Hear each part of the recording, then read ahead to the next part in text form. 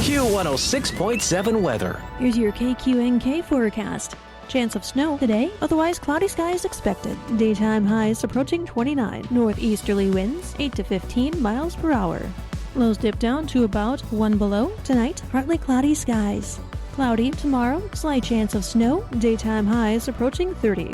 Bright sunshine Sunday with highs around 56. 53 Monday. From the Weatherology Weather Center, I'm staff meteorologist Laura Lockwood. Right now, it's 25 degrees. This Kansas Information Network update is brought to you by Eaton Roofing and Exteriors.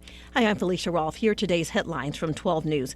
A federal grand jury indicts 2 Wichita men for threatening violence against federal officials. Adam Osborne is accused of threatening Minnesota Representative Ilhan Omar in a social media post. And in a separate case, Joaquin Hernandez is accused of posting a video threatening to murder ICE agents. The Kansas House approves a bill that would shield pesticide companies from lawsuits under House Bill 2476. Pesticides with EPA-approved safety labels would be protected from future liability claims. The bill now moves to the Kansas Senate. A proposed House bill aims to establish regulations for recycling treated wastewater into tap water. The legislation would require the state health secretary to establish guidelines for that process. Supporters of the measure say it will help address the state's water shortages. In Wichita, Felicia Rolfe, 12 News. You're listening to the Kansas Information Network. My name is Ariel. When I arrived in the U.S. at 19, I struggled to find job opportunities without my high school diploma. My entire life changed when I took a chance and got my high school diploma at age 22. Everything I have, my education, my career, my marriage, I owe to the Adult Literacy Center and my teachers. They were with me every step of the way, helping with my English and math, making sure I pushed through all the challenges. Ariel, your success proves that what I'm doing as a teacher has real meaning. It was an honor helping you achieve your greatness. Now you're helping others achieve theirs. It inspires me. Education was the key that unlocked all my opportunities. When you graduate, they graduate. Find free and supportive adult education centers near you at finishyourdiploma.org. Brought to you by Dollar General Literacy Foundation and the Ad Council. I'm Joanna. Your KQNK News is brought to you by the Norton County Hospital, providing the best care right here at home. The Kansas Supreme Court has released a new 4-year strategic plan outlining how the state's court system will continue to improve service to Kansans, businesses, and communities. The plan, covering 2026 through 2029, lays out a shared roadmap for courts statewide, building on lessons learned from recent modernization efforts that expanded access to justice and improved efficiency. Court leaders say those gains were significant, but there is more work ahead, and this plan is designed to keep courts moving in the same direction. The strategy centers on 4 main priorities: expanding access to justice for people who use the courts, strengthening public trust and confidence, improving court operations and efficiency, and supporting a strong, well-prepared judicial workforce. The plan was developed by a 31-member strategic planning committee led by former Chief Justice Marla Luckert. The group included judges and court staff from across Kansas, representing a wide range of court roles. The committee also worked with national court experts and gathered feedback from both court employees and members of the public to better understand strengths, challenges, and opportunities within the system. As part of the process, the judicial branch also refreshed its mission and vision statements. The mission emphasizes administering justice by applying the law to resolve disputes and protect rights. The vision focuses on providing accessible justice delivered with integrity, fairness, innovation, and excellence. Court leaders describe the plan as a flexible framework that will guide future decisions and help ensure Kansas courts continue serving the public effectively and fairly. The Norton Police Department would like to remind everyone during sports practices and games there's a significant increase in the number of vehicles in parking lots and on the streets. They would like to remind the public of some safety issues that have been seen and understand that parking during these events is very limited. Please do not park within 15 feet of a fire hydrant. In the event of a fire, the trucks need proper space to access the hydrant, and your vehicle being in the way hinders the time they have to take care of it quickly and safely. Please do not park in a handicapped spot unless you have a handicap placard. When those spaces aren't available for people who need them, safety can become an issue. Please do not park within 30 feet of any stop, yield, or traffic signals. Parking too close to these signs hinders others from being able to safely see any vehicles that may be driving through. This causes accidents frequently and puts others at risk when it can be avoided. While there are more parking violations that do occur, these are the ones frequently seen. Plan accordingly by showing up earlier or parking further away. Again, safety is our main concern. They want everyone to enjoy these events and please be safe. All vehicles violating these are subject to being towed.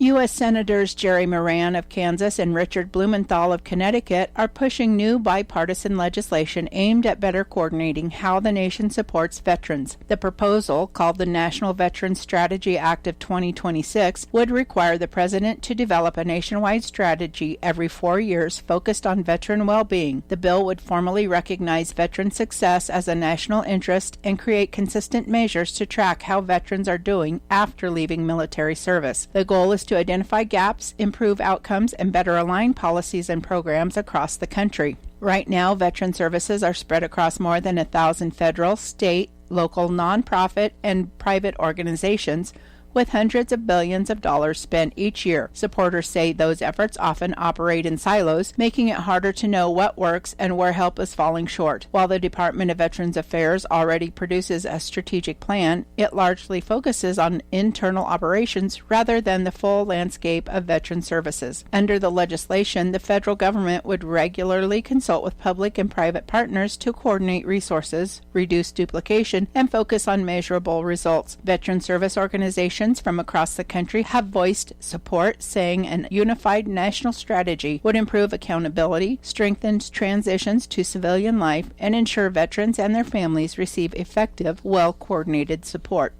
I'll be back with more news after this. Join our stellar team at Norton County Hospital. Looking for a workplace where compassion meets career growth? Look no further. If you're ready to embark on a fulfilling journey surrounded by supportive colleagues and opportunities for personal and professional development, we want you to be part of our family. Explore exciting career offerings and our comprehensive range of benefits, including capers, on the Career tab at ntcohosp.com. Fort Hays State University President Tisa Mason has been selected to receive the NASPA Annual President's Award, one of the highest honors in the field of student affairs. The award recognizes distinguished leadership, long-standing service to the profession, and a deep commitment to student success. Mason will formally be recognized at the 2026 NASPA Annual Conference on March 10th in Kansas City, where she is also scheduled to deliver remarks during the NASPA and NASPA Foundation Award celebration. As first-generation college graduate, Mason has often highlighted the influence of student affairs professionals and faculty members who helped shape her academic and professional journey. Throughout her career, she has earned national recognition for leadership that centers integrity, service, and student support. As president of Fort Hays State University, Mason has focused on expanding access and affordability, strengthening workforce preparation, and deepening community engagement while building partnerships across Kansas and beyond. Her work has emphasized collaboration and compassion as higher education navigates increasing complexity and change. Mason has also expressed appreciation for colleagues at Fort Hays State University and at Valley City State University, where she previously served as president, crediting those teams with supporting her leadership and shared mission. NASPA, the leading global association for student affairs professionals with more than 15,000 members worldwide, presents the President's Award to individuals who demonstrate exceptional leadership, integrity, and lifelong dedication to advancing student affairs.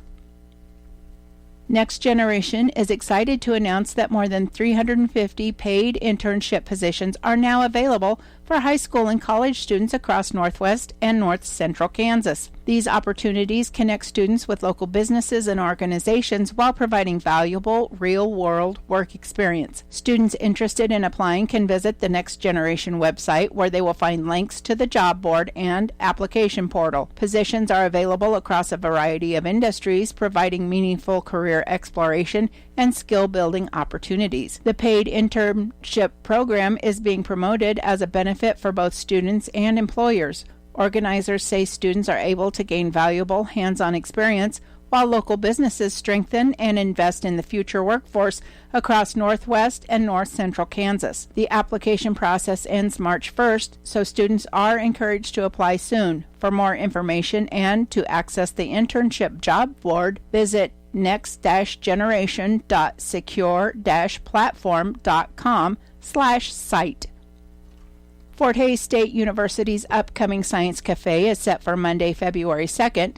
This month's presentation, Fossils, Museums, and 66 Million Years, is sponsored by FHSU's Science and Mathematics Education Institute and will begin at 7 p.m. at the venue in Thirsty's Brew Pub and Grill. Dr. Amanda Pang, Assistant Professor of Geosciences and Curator of Paleontology and Geology at the Sternberg Museum of Natural History, will discuss how the landscape of the Great Plains has shaped past and present life, as well as what museums contribute to the study of biodiversity. Science Cafe presentations are free and open to the public. Questions can be directed to Carrie Rollader at 785-628-4743 or by visiting fhsu.edu/SMEI or the FHSU Science Cafe Facebook page. I'm Joanna. Your KQNK News was brought to you by the Norton County Hospital. You can call the Norton County Hospital at 785-877-3351 for all your health care needs. Kansas Agriculture Network News. Good day, everyone. I'm Greg Akagi. Well, definite good news. If you have monitored the progress of the American Royal moving to their new home in Kansas City, Kansas, KMBC Channel 9 in Kansas City reports that they're officially moving forward on the project after Unified Government Commissioners in Wyandotte County approved the final piece of funding needed to complete the long-delayed project. The commissioners voted Thursday night to approve the sale of Star Bonds to help fund construction of the new American Royal campus. A vote caps a process that stretched more than a decade and clears the way for the facility's completion. American Royal leaders say the organization moved from the West Bottoms in Kansas City, Missouri, because it needed more space and wanted to build something larger and more modern. Construction was delayed multiple times, first by the COVID-19 pandemic, and pushed the project back nearly 3 years as officials questioned whether large gatherings would return. Additional delays followed as political leadership changed on multiple levels of government. Rising construction costs also added to the challenges, increasing the project's estimated price tag by $25 million from $350 million to $375 million. The approved plan allows for up to $123 million in Star Bonds to be sold, though American Royal officials they expect to use about $93 million. American Royal President and CEO Jackie McClaskey said the project goes beyond a single building, and she goes, "To be honest, we got hung up a lot on what we're building, and it's really about something bigger than that.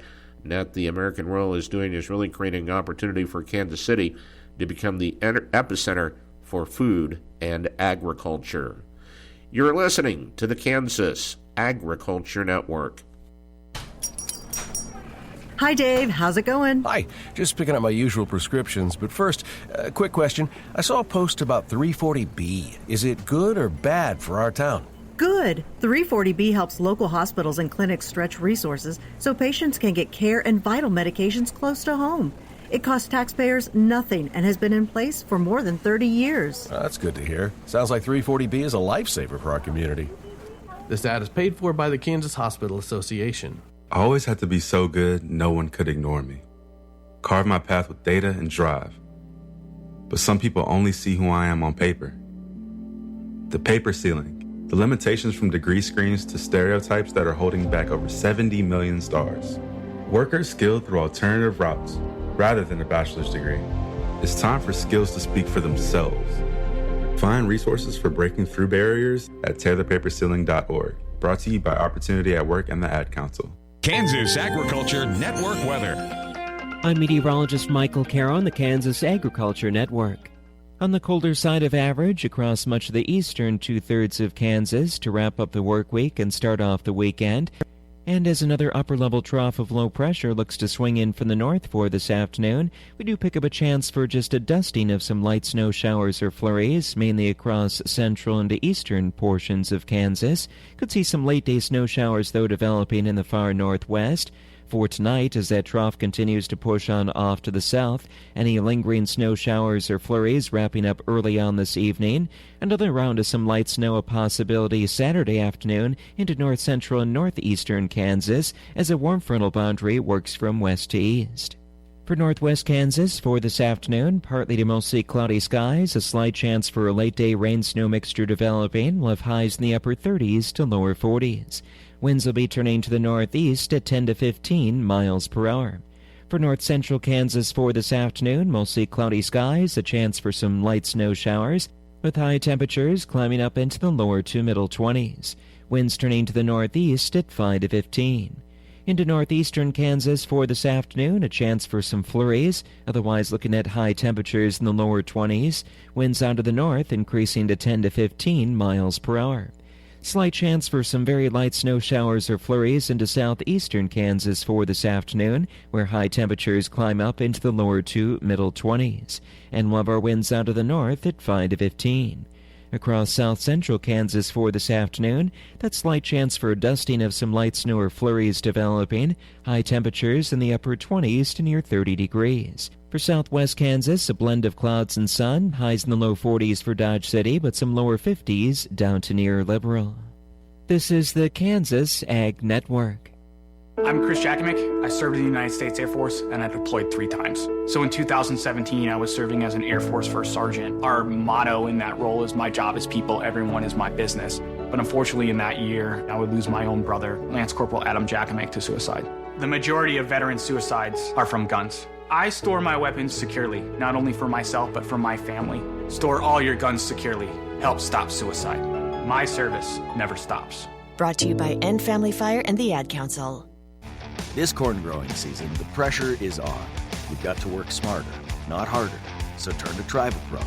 As the hardest working, longest lasting corn fungicide, Tribal Pro works overtime to protect plant health and your potential yield, even in fields with low disease pressure. When you need your inputs to go above and beyond, choose Tribal Pro fungicide for disease control you can take to the bank. Ask your retailer for Tribal Pro today. Always read and follow label instructions.